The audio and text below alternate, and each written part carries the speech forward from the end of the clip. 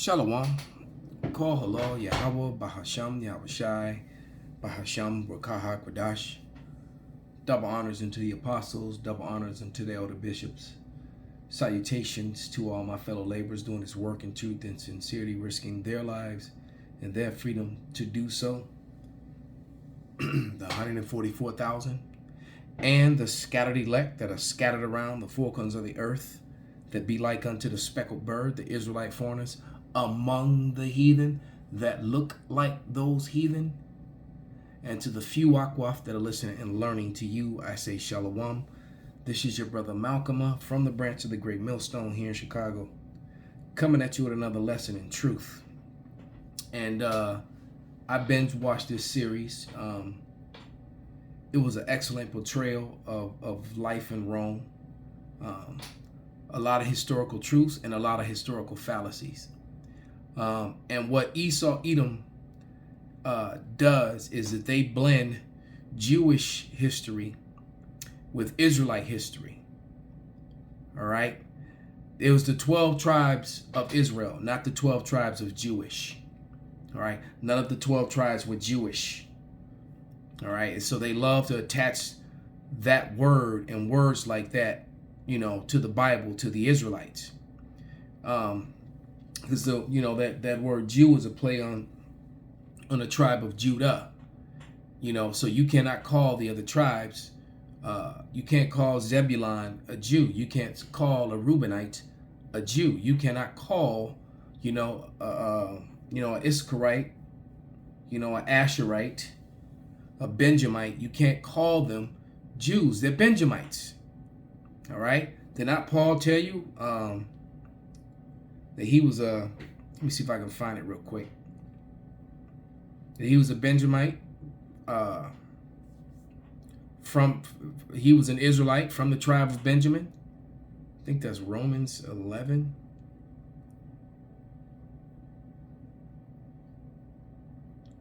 Yeah, Romans 11:1. It reads, I say then, have God cast away his people? God forbid. Because, they like to have this inclusive thing.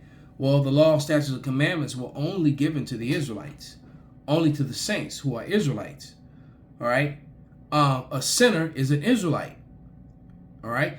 The original and the first Christians were Israelites. They were just being called Christians. There wasn't some new religion. These were the people who followed the law, statutes, and commandments. Now, this new thing now that, it has been hijacked by Esau Edom, who has put himself in that place, that's all inclusive. But the Bible is not all inclusive at all. Salvation is only for Israel. All right. And it says, Romans 11:1, I say then, have God cast away his people? And this is the New Testament. God forbid. For I also am an Israelite of the seed of Abraham, of the tribe of Benjamin. So it would be a foolish or very unlearned thing to say that Paul is a Jew. All right? You have to remember the play on that word. And it goes back to John Hyrcanus, which we're going to get into the Maccabees. And I'm going to go into this book, the second edition New Bible Dictionary. All right? And show some historical facts about the Maccabees and the forced conversion of Edomites, Idumeans, to follow the law, statutes, and commandments. They call it making them, the Jewish. That's where your Jewish come from. These people were kind of like Judeans, but not really Judeans. All right. So back to this show. In this scene, in the third season, not the third season, but the third episode is where what Esau messes up. Because see, you can't, the only way to tell a lie is to hide the truth. And in the third season, Salakia, in the third episode, when you see the dark-fleshed gladiator with the sword in his hand, that character's name is Kwame. like the old rapper Kwame from the 90s. Used to wear all the polka dots in a high top fade. And Biggie ruined his career with one line. and then that was his mother above him. Now they're playing. The mother was clearly a Jake. Kwame, I don't know, but they were playing Hamites, real Africans, Hamites from northern Africa. Okay, Cushites, if I'm not mistaken, because he said that they were no, they were Nubians, because he talked about his people being Nubian. But there's a scene when Kwame he hunts animals, wild beasts, for the Romans. That's what Kwame does. And he captured an albino, a gigantic, ginormous albino lion. All right. While that was happening, and then this will be the only thing that I tell you. While that was happening, a soldier was at his house with his two sisters, very attractive sisters. All right. The youngest one was a virgin, and the Roman was trying to take her against her will. The older sister got her ass beat trying to defend her sister, but she ended up putting a knife into this Roman as he was trying to take the baby sister. The other Romans came in, and with no regard to the fact that he was trying to take this girl against her will in her own damn house, all they could yell was, "He's a Roman citizen," and take them. So basically the girls were being taken to be slaves. All right. So they took the girls to be slaves. And when Kwame was bringing the lion to the Romans, when he saw all the people that were chained up or tied up, he saw his sisters and he went berserk. And he went to try to free his sisters. And even told the commander that, "I hunt for you. I hunt for Rome. I work for Rome." And so the commander said, "Well, now you're a slave too. Lion hunter, you'll make an excellent gladiator. You can die for the entertainment of Rome." So all three of them get taken. The mother has no idea that Kwame was taken because she had set off to go after her son. So basically the whole family ends up in Rome. All right. Turns out his father had already died many years before. Okay. And his father was clearly a brave and great warrior because that's why Kwame was such a good warrior, or good hunter. Now there's a scene, once Kwame is captive, the man that's below him, the gladiator, he befriends him, and they become really good friends. And Kwame best him in competition, right, and kind of earned his respect in practice. And when they were conversating about, where he was from, Kwame mentions in the show, in the third episode, about when the pharaohs were black. So this show directed, this was from the director of Independence Day on Peacock series, admitted that before the Edomites took control, and that man who took control of Egypt was set up by Alexander of Macedon. All this history, and I was reading the Mccabes the whole time that I was watching this show, and it's like it was coming right off the pages. Then you begin to understand how the Israelites became Hellenized. 400 years of this conditioning of orgies and drugs and murder and blood and the two-party system, kind of like now. All right. So let's go to the scriptures now, because I don't want this to be too long. Let's go back to the scriptures. Let's go to Genesis 50, and I'm going to start at verse 5. And the Mighty Murph likes to bring this scripture out a lot of this story. And this is proving that the Israelites and the Hamites, the dark-fleshed Africans, look the same, especially from a distance. But up close, you can clearly tell the difference, because Israelites are much more attractive than Hamites collectively, by far. All right. And in most cases, they're not as dark. All right. But Genesis 50 and 5. My now, Jacob has just died. All right. And so this is Joseph speaking. It says, my father made me swear. And he's talking to Pharaoh, a black Pharaoh. Okay. Lo, I die in my grave, which I have digged for me in the land of Canaan. There shalt thou bury me. Now there let me go up, I pray thee, and bury my father, and I will come again. All right. And Pharaoh said, go up and bury thy father according as he had made thee swear. Because Joseph and the Pharaoh were close. He had made Joseph actually second in command over all Egypt. He was basically the king's hand, the Pharaoh's hand. All right. And the Israelites and their families lived among and multiplied among the Hamites, among the Egyptians, the sons of Mizraim, sons of Ham. All right. They love to use the curse of Ham, but then try to make the Egyptians, Mizraim, not a son of Ham, as if he wasn't so-called black. All right. It's the foolishness and the lies of Esau, Edom, and Christianity is beyond ridiculous. All right. And so, as we continue on, and Joseph went up to bury his father and with him all the servants of Pharaoh, the elders of his house, and the elders of the land of Egypt, and all the house of Joseph and his brethren, and his father's house. Only their little ones and their flocks and their herds they left in the land of Goshen.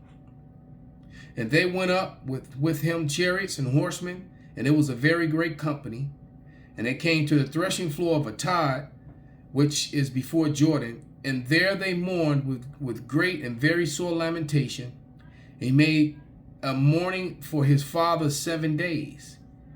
And the inhabitants of the land, these being Canaanites, dark Africans, like Kwame's people, the inhabitants of the land of the Canaanites saw the mourning in the floor of Atad, and they said, this is a grievous mourning to the Egyptians. Wherefore the name of it was called Asbalaram, which is beyond the Jordan. And his sons did according to as he had commanded them. So the sons of Israel, all right, of Yasharallah, that's how you actually say Israel properly, did as they were commanded by their father and buried him in this allotted place in Canaan. That's what they did. And them living among the Egyptians and dressing like the Egyptians, and the Canaanites from a distance called them all Egyptians, and it was actually the 12 tribes of Israel. All right. Now they came into Egypt among these black Africans, so-called. All right. And they came in 70 people and left millions. So their sons, the Israelite men, were laying seed in Hamite women. All right. Proving once again that there's no such thing as mixed. Whatever your father is, that's who you are. So with that understanding, with this fact, with this knowledge, with this factual information, how did the Jewish people claim that they're the Israelites and then look the way that they look today? All right. Because they're not it. They're not the people. See, they lie about that. That's why they fabricated history and tried to make the Egyptians white as looking at them from the time of the Ptolemies. That's why Kwame said back when, basically, when the Egyptians were black, when the black pharaohs. Now, well, actually, let me get another scripture. Because Paul, too, was mistaken for an Egyptian.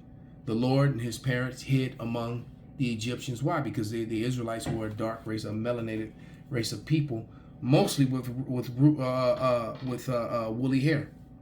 And some come out with, curly or wavy hair. All right. But mostly woolly hair. So this is Acts 21 and 38, I believe. Yeah. I'll start at 37 just to get a little more context. And as Paul was being led into the castle, he said unto the chief captain, May I speak unto thee? Who said, canst thou speak Greek? All right. Art thou not that Egyptian which before these days made us an uproar and led us out in the wilderness 4,000 men that were murderers?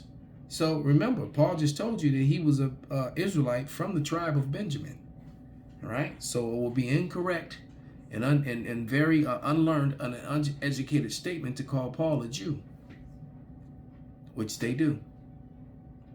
All right. But Paul was mistaken for an Egyptian. Why? Because the Egyptians and the Israelites looked alike. All right. And at the time when the Israelites were in captivity under the pharaohs is when they were black. At that time. Ptolemy, hadn't even come out the his father's loins yet. The Edomites hadn't taken over yet. All right. Now, in this same episode, the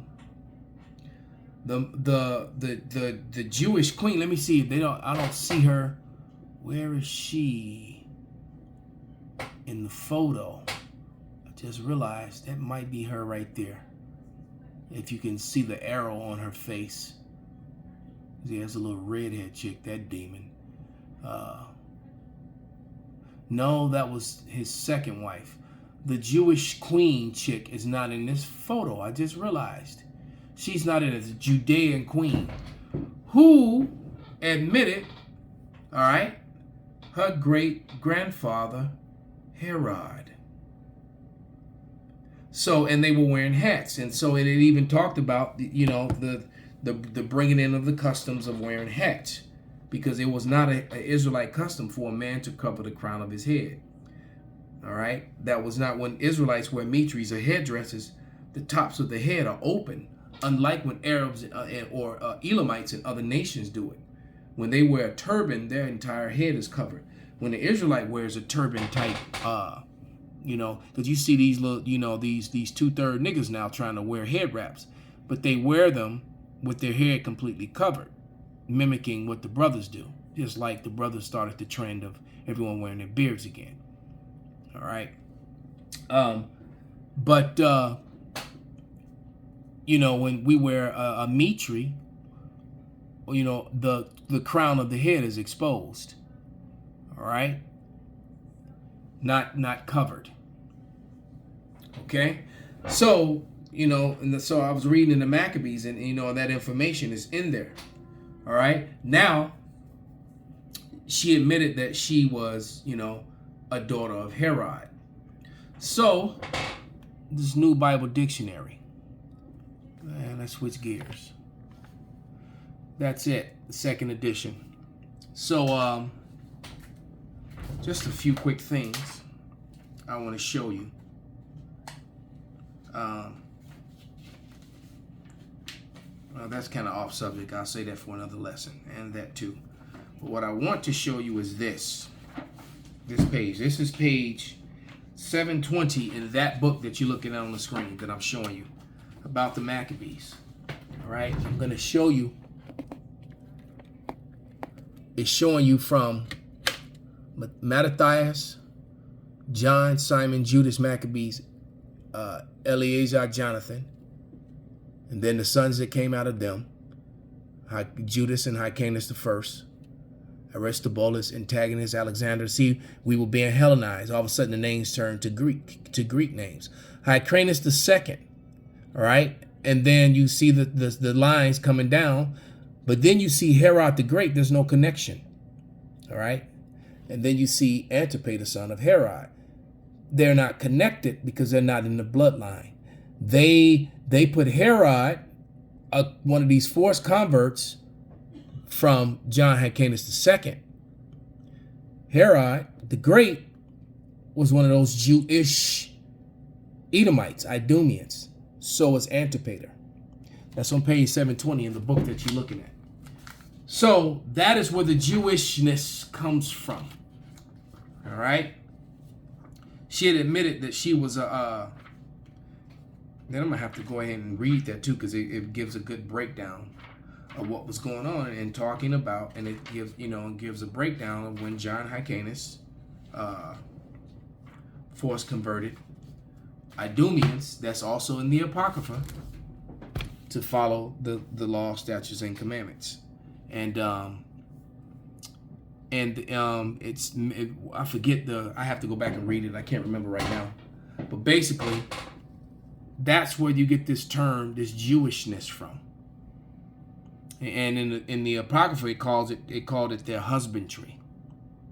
So I rather enjoyed that show. It's really good. It's very informative. It's pretty entertaining. It shows you the brutality, the wickedness, and the same thing is going on today.